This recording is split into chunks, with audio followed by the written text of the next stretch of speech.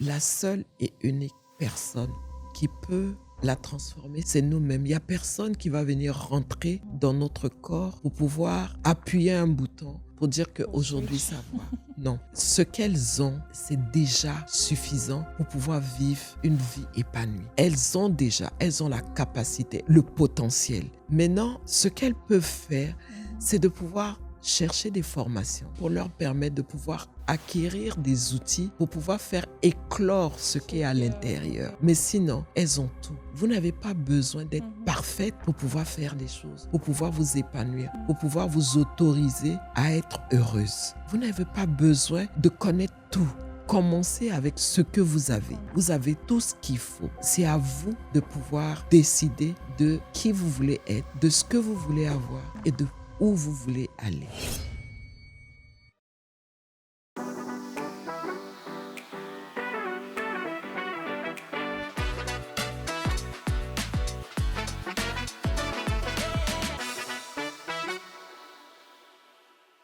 Bienvenue à vous. Aujourd'hui, nous sommes encore dans la voie des mamans leaders et nous avons l'honneur de recevoir Madame Joséphine Kayomba-Yapele et je vais vous la laisser se présenter. Bonjour Madame. Bonjour, je suis Joséphine Koyamba-Yapele. Je suis entrepreneur dans le bien-être et la beauté. Okay. Je suis aussi master coach en neurosciences motivationnelles et j'ai aussi la possibilité de reprogrammer les cerveaux pour une vie épanouie. Je suis coach en nutrition aussi. Okay. Wow. Et puis, je suis maman leader. Wow. En tout cas, vraiment, ça mérite de l'acclamation parce que c'est beaucoup de... All right. Et donc, sans plus tarder, nous allons commencer parce que vous avez dit vous êtes coach. J'ai entendu beaucoup de coaching, nutrition, neurosciences.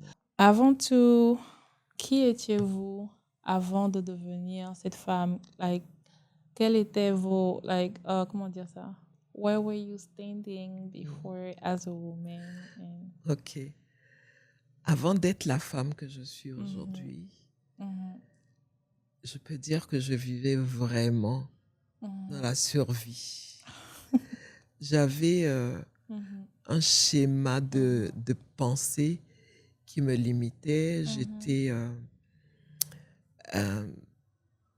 habitée par beaucoup de doutes, par la peur du regard des autres, la peur de ne pas être à la hauteur. Entre mes responsabilités familiales et les blessures émotionnelles, je donnais tout aux autres. Je prenais vraiment pas le temps pour moi parce que c'est comme si je n'existais pas. Et j'étais brisée, j'étais pas à ma place. Je me sentais... j'avais un grand vide à l'intérieur de moi. Je vous assure que c'est la pure survie. Je survivais. J'étais pas celle que vous voyez aujourd'hui. Je connaissais pas mes limites. Je disais oui à tout, même quand ça ne m'arrangeait pas. J'avais peur que les autres me rejetaient parce que j'étais en quête d'amour. J'avais un manque d'affection. Donc voici, c'est cette femme-là que j'étais avant. Wow, vraiment. Wow. En tout cas, vraiment, c'est comme si c'est un miroir qui est devant moi avec tout ce que vous avez dit. Ok. Cela m'emmène à la deuxième question. Quel a été le déclic qui vous a emmené à dire enough is enough et je dois faire, il y a un changement qui doit se faire dans ma vie? Ok. À l'intérieur de moi, je sentais que j'avais des choses à dire par rapport à l'expérience que j'ai eue. Je savais que je devais partager quelque chose, mais je ne savais pas comment. Et à un moment donné, à force de me plaindre, à force de tourner en rond, je voyais personne venir à mon aide. Et je me suis rendu compte que la seule et unique personne qui devait me sauver, c'était moi. Donc, c'était à moi de chercher mes solutions pour pouvoir me guérir de l'intérieur, pour me permettre de pouvoir prendre ma place et faire ce que je devais faire qui correspondait à mes aspirations profondes. Alors, qu'est-ce que j'ai fait? J'ai commencé à lire. Je lisais, mais c'était des romans et tout. Donc, j'ai commencé à lire dans le développement personnel, les livres de développement personnel. Et j'ai pris des formations pour apprendre qui j'étais. Donc, en leadership, donc j'ai appris à me connaître parce que c'était la base. Connaître mes besoins, connaître mes attentes par rapport à moi, par rapport aux autres, connaître mes valeurs, ce qui est important pour moi, connaître mes limites, qu'est-ce que je tolère, qu'est-ce que je ne tolère pas. C'est des moments qui sont très difficiles, des décisions qui sont très difficiles, mais nécessaires, importants pour vraiment être aligné avec qui est tout. Et j'ai commencé à apprendre à identifier mes blessures, d'abord à prendre conscience que j'avais des blessures, à les identifier et à les travailler tout doucement pour pouvoir vraiment me sentir bien et réveiller cette force qui est à l'intérieur de moi et m'aimer inconditionnellement. J'ai découvert ce que c'est que l'estime de soi.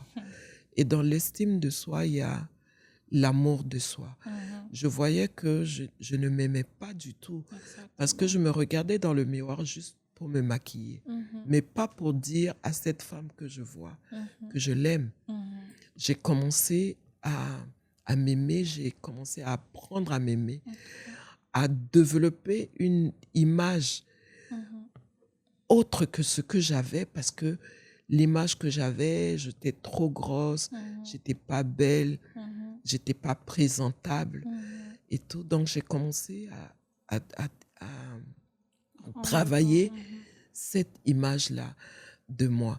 Et tout ça m'a emmené à avoir confiance, à commencer à faire les choses pour voir si j'étais capable. Parce que tout ce que j'ai vécu, tout ce que j'ai entendu, parce que j'ai vécu dans une famille africaine où la fille n'était pas valorisée. C'est pas elle qui aura la capacité financière pour acheter une voiture, pour construire une maison. Ça, c'est les hommes, les garçons, les hommes qui doivent faire ça, qui avaient cette possibilité. Donc, j'ai travaillé à l'école pour prouver à ma famille que j'étais aussi capable. Et quand j'ai eu cette occasion de pouvoir me développer, je vous assure que j'ai foncé, j'ai mis tout en place. Je me suis dit non, je ne peux pas rester là et subir. Et c'est comme ça que j'ai de formation en formation, lecture, et je suis devenue la femme que je suis aujourd'hui. Wow, vraiment, félicitations. Merci. Félicitations. Merci. Vous l'avez résumé, mais je sais que ça demande beaucoup de prise sur soi-même, beaucoup vraiment souvent de jugement et tout ça. Oui. Ce qui nous amène à la troisième question qui est quels ont été les obstacles que vous avez rencontrés durant cette période de refinement? Et oui, voilà. Les obstacles, déjà, moi-même, j'étais un obstacle pour moi-même avec les croyances que j'avais. Il fallait que je travaille ça, mes croyances, pour qu'elles puissent correspondre à, à ma nouvelle personne. Et c'était difficile pour moi de sortir de là. Il y a eu beaucoup de pleurs, beaucoup de douleurs. Et puis aussi, la personne que j'étais en train de devenir ne correspondait plus à mon environnement. Et donc, les gens me regardaient d'un certain œil. Exactement. Déjà, le regard des autres, des gens, me faisait déjà peur. Parce que c'est quelque chose que vous avez Voilà. combattu. Et maintenant que je suis en train de me transformer pour pouvoir être la femme que je veux être, c'est beaucoup de critiques, c'est beaucoup de rejets, Yes. d'accord, de la part de mon environnement. J'ai dû me séparer de certaines de mes amis, de certaines personnes pour pouvoir évoluer. J'ai dû arrêter de fréquenter certains milieux à cause des critiques. D'accord, à cause des critiques, à cause des paroles méchantes et tout. Donc, j'ai dû me séparer de ça. Par rapport à mon côté entrepreneur, j'ai dû être seule. La solitude. Parce que tout le monde te laisse parce que il n'y a que toi qui crois à ton projet. Et j'ai senti cette solitude à un moment donné. Et c'est tout ça qui fait qui a fait cette force dans ma transformation. J'ai pas baissé les bras, j'ai continué et aujourd'hui, je regrette pas du tout. Wow. Tous ces épreuves, ces difficultés m'ont forgé. J'ai continué, j'ai avancé, j'ai pleuré. J'étais sur le point d'abandonner à des moments, mais je me suis dit, personne ne viendra de l'extérieur parce que j'ai vécu avec ça pendant longtemps. Personne ne m'a sauvée. Donc, il n'y a que moi et moi seule. Et donc, j'ai continué, j'ai persévéré pour arriver là et continuer ma route vers ce qui est vraiment nécessaire pour moi. Wow. All right. Et donc, comment votre engagement a transformé, like l'engagement que vous avez pris qui a transformé votre vie, comment ça vous a impacté et puis aussi votre entourage? Qu'est-ce que vous pouvez dire? Oui, il y a beaucoup de changements déjà en moi. Donc, je suis devenue une femme épanouie. Je sais ce que je veux. Je sais où je vais. Je m'aime vraiment inconditionnellement. Et cela fait que ça a changé la perception que les gens avaient de moi. Puisque moi-même, j'ai changé cette perception de moi. Et donc, ma relation avec, avec mes amis ont complètement changé. Ma relation avec mes enfants, d'accord? La relation avec mes enfants, c'est beaucoup plus stable, c'est beaucoup plus, plus fluide. C'est beaucoup plus des conversations que des énervements, que des polémiques et tout. On s'explique, on s'écoute. J'écoute beaucoup plus. Avant, j'étais beaucoup plus sur la défensive. Action-réaction. Voilà, action-réaction. Mais maintenant, j'écoute et je comprends beaucoup plus les situations, pourquoi, comment et qu'est-ce qu'il faut faire. D'accord? Voilà, pour trouver la meilleure solution. Donc, vraiment, je suis... et je me sens à ma place. D'accord? Je me sens à ma place. Et c'est pour ça que j'ai décidé de faire du coaching puisque je me suis retrouvée.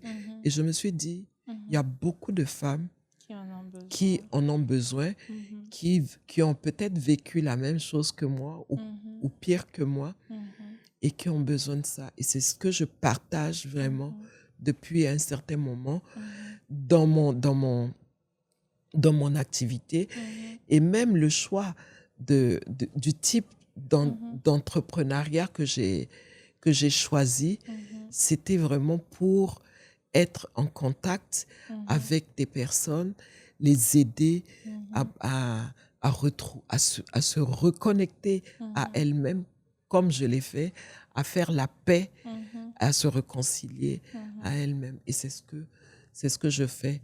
Et ça, c'est ma mission de vie. Wow, vraiment. Merci, merci. C'est très, très intéressant.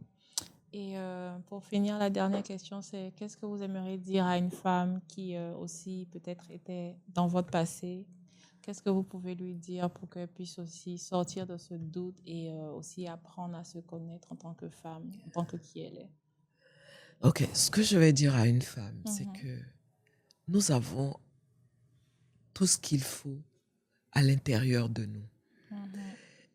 Et nous devons prendre conscience que la seule et unique personne qui peut la transformer, c'est elle-même. C'est nous-mêmes. Il n'y a personne qui va venir rentrer dans notre corps pour pouvoir appuyer un bouton pour dire qu'aujourd'hui, ça va. Non, c'est nous-mêmes. Ce qu'elles ont, c'est déjà suffisant pour pouvoir vivre une vie épanouie. Elles ont la capacité, elles ont le potentiel. Maintenant, ce qu'elles peuvent faire, c'est de pouvoir chercher des formations, faire des lectures, faire la formation pour leur permettre de pouvoir acquérir des outils pour pouvoir faire éclore ce qui est à l'intérieur. Mais sinon, elles ont tout. Elles ont tout. Elles n'ont pas besoin. Vous n'avez pas besoin d'être parfaite pour pouvoir faire les choses, pour pouvoir vous épanouir, pour pouvoir vous autoriser à être heureuse. Vous n'avez pas besoin de connaître tout. Commencez avec ce que vous avez. Vous avez tout ce qu'il faut. Et c'est à vous de pouvoir décider de qui vous voulez être, de ce que vous voulez avoir et de où vous voulez aller. Maintenant, je conseille à ces femmes-là, l'environnement compte beaucoup. Parce que moi-même, j'ai dû changer d'environnement pour pouvoir qui correspond à ce que je voulais. Et cet environnement m'a aidé beaucoup. Et je conseille à ces femmes de pouvoir chercher un environnement comme l'association des mamans leaders, d'accord, dans lequel, dans cette association, il y a beaucoup de formations et l'interaction avec les autres mamans vont les aider à pouvoir vraiment utiliser leur potentiel pour être la personne qu'elles veulent être, avoir et aller vers où elles veulent aller. Oui, exactement. Comme je dirais aussi le fait même d'être connecté aussi avec d'autres mamans. Oui. Ça vous permet de voir aussi qu'il y a quelque chose qui ne va pas. Je ne suis pas la seule à traverser cette situation. Et ça va maintenant permettre à la maman aussi de pouvoir savoir qu'il y a ce côté-là, il y a ces frustrations et vouloir même travailler là-dessus. Exactement. Parce que la plupart du temps, on ne réalise pas qu'on a des frustrations ou on a des douleurs qu'on transporte et puis on se dit que c'est normal. Mais le fait d'être avec d'autres mamans qui aussi ont traversé ou même qui traversent ou qui parlent de ça, ça donne une... comment dire ça? Ça te met à l'aise pour pouvoir vraiment aussi se dire « Ah, mais ok, donc moi aussi, ce qu'elle dit là, je vois que c'est comme ça, donc c'est ce que ça veut dire. » Et c'est vraiment très important, comme vous avez dit, d'avoir cette communauté, d'avoir cet environnement où on peut vraiment être qui on est, ou même si on ne sait pas savoir qui on est, se lâcher et puis aussi pouvoir être transformé pour devenir qui nous devons être. Parce que souvent aussi, on a comme l'impression qu'on est la seule à vivre ce qu'on est en train de vivre. Mais si on fréquente Mhm. des associations, Mhm. on va se rendre compte qu'en fait, on n'est pas la seule. Et Exactement. quelquefois, ce qu'on vit, c'est Mhm. encore moindre que ce Mhm. que D'autres personnes. d'autres Mhm. femmes vivent. Mhm. Et donc, en étant avec les autres, Mhm. on pourra apprendre à se Ah, c'est guérir, que- apprendre à être qui nous sommes et à prendre notre place surtout. Mhm. D'accord? Donc, voilà, il faut, je sais pas, il faut, Mhm. les femmes doivent prendre conscience. Les Exactement. mamans doivent prendre conscience que elles sont d'abord leur propre priorité. Merci. Parce que souvent, on a des priorités, Mhm. les enfants sont Mhm. prioritaires, Oui. le Le mari. conjoint est prioritaire, le travail est Mhm. prioritaire. Il y a beaucoup de choses qui sont prioritaires. Mais pour qu'on puisse bénéficier de tout ça, Mhm. il va falloir qu'on prenne Toi-même, soin tu sois. de nous, Mhm. de notre corps. Mhm. Parce que notre corps va nous permettre de pouvoir vivre Donner. tout ça. Mhm. Mais si on ne prend pas soin de Mhm. notre corps, Mhm. on ne pourra pas bénéficier de nos enfants. Exactement. On ne pourra pas s'occuper de nos enfants Mhm. et de tout ce qui est à l'extérieur. Mhm. On doit prendre soin de notre santé mentale. Mhm. Parce que sans notre santé mentale, Mhm. on ne pourra pas bénéficier Pour pouvoir de tout le apporter. bonheur, Mhm. de toute la joie. Il y a plein de choses qui sont bien À découvrir. à découvrir. Mhm. D'accord? Donc, on a besoin d'avoir cette santé mentale, santé physique, Mhm.